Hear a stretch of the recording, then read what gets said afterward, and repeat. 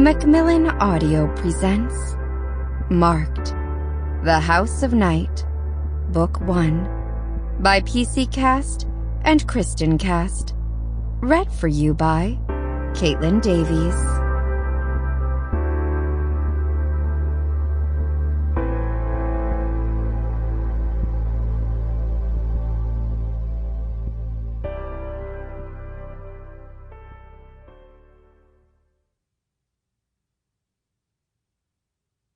From Hesiod's poem to Nyx, the Greek personification of night.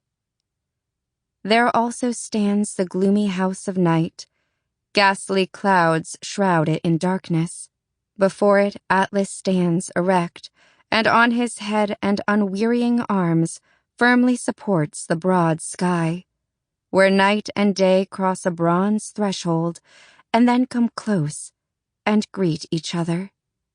Hesiod, Theogony, 744 FF. Chapter 1.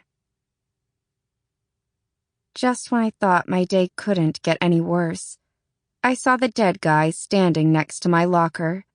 Kayla was talking non-stop in her usual K-babble, and she didn't even notice him.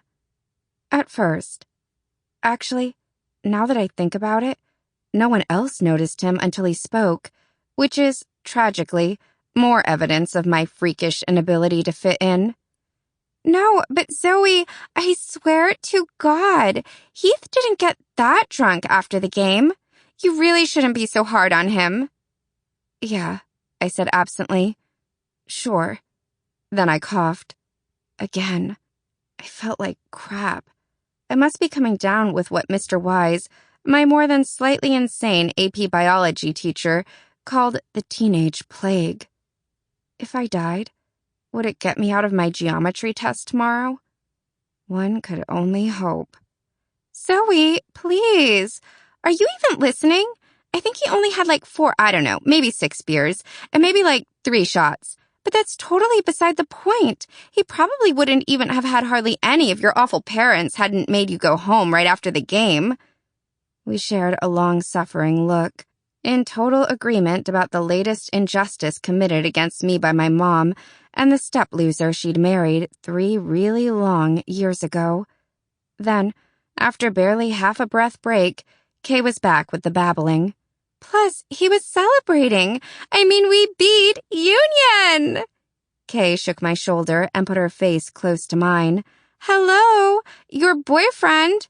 My almost boyfriend, I corrected her, trying my best not to cough on her. Whatever. Heath is our quarterback, so of course he's going to celebrate. It's been like 1,000,000 years since Broken Arrow beat Union. 16. I'm crappy at math, but Kay's math impairment makes me look like a genius. Again, whatever. The point is, he was happy. You should give the boy a break. The point is that he was wasted for like the 5th time this week. I'm sorry, but I don't want to go out with a guy whose main focus in life has changed from trying to play college football to trying to chug a 6-pack without puking. I had to pause to cough. I was feeling a little dizzy and forced myself to take slow, deep breaths when the coughing fit was over. Not that K-babble noticed. Ew, Heath, puking is not a visual I want. I managed to ignore another urge to cough. And kissing him is like sucking on alcohol-soaked feet. Kay scrunched up her face. Okay, sick. Too bad he's so hot.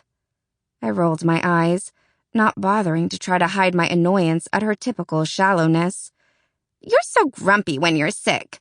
Anyway, you have no idea how lost puppy-like Heath looked after you ignored him at lunch. He couldn't even... Then I saw him. The dead guy. Okay, I realized pretty quick that he wasn't technically dead. He was undead. Or unhuman. Whatever. Scientists said one thing, people said another. But... Sample complete. Ready to continue?